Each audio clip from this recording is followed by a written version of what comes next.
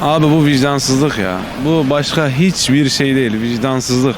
İnsanların artık kafasında öyle bir algı yaratılmış ki ben kiracıyım. Kendimden yola çıkayım. Daha kira gelmeden adam kirayı 10 katına çıkartıyor. Böyle bir şey yok abi ya. Yazık günah ya. İnsanlarda hani Müslümanlıkta böyle bir şey yok ya. Güya herkes Müslümanız. Herkes konuştu mu cuma namazına gidiyor. Müslümanlık yapıyor. Ama iş cebe geldi mi kimse İslamiyet'ten konuşmuyor. Kimse Müslümanlıktan konuşmuyor. Ne olacak abi? Böyle insanların hali ne olacak? İnsanlar artık ileriyi göremiyor. İleride nasıl bir durum olacağını bilmiyor. Hakkımızda hayırlısı abi ya. Çok kötü yani. İnsanlar birbirinin artık cebine bakar olmuş ya. Çok kötü bir durumdayız.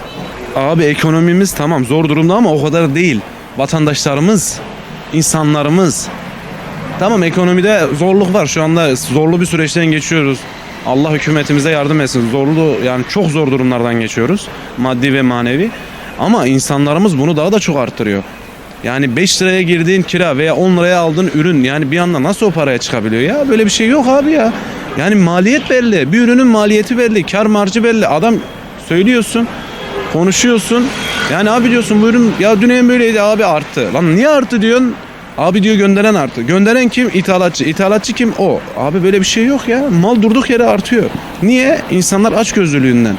Açgözlüden olduğu için bundan dolayı her şey artıyor. Ve bundan dolayı da hep yani bu şekilde de gidecek gibi duruyor. İnşallah Allah insanların gözünü doyurur. Öncelikle insanların gözü doyacak. Bizim insanoğlunun yani Müslüman aleminin gözü doymuyor abi. Gözü doymuyor. Doyumsuzluk var. Yani bundan dolayı bu şekilde gidiyor ama Allah sonumuzu hayır etsin, ne olacak bekliyoruz işte.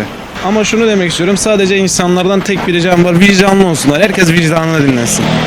Vallahi billahi herkes vicdanına göre hareket ederse herkes çok güzel geçinir. Kiracılar, kiraya verenler, herkes çok güzel güllük gülistanlık geçinir. Sadece vicdanlarını dinlesin, öbür dünyayı da düşünsünler. Yani Müslüman olduğuna inansınlar ve inandıkları gibi yaşasınlar.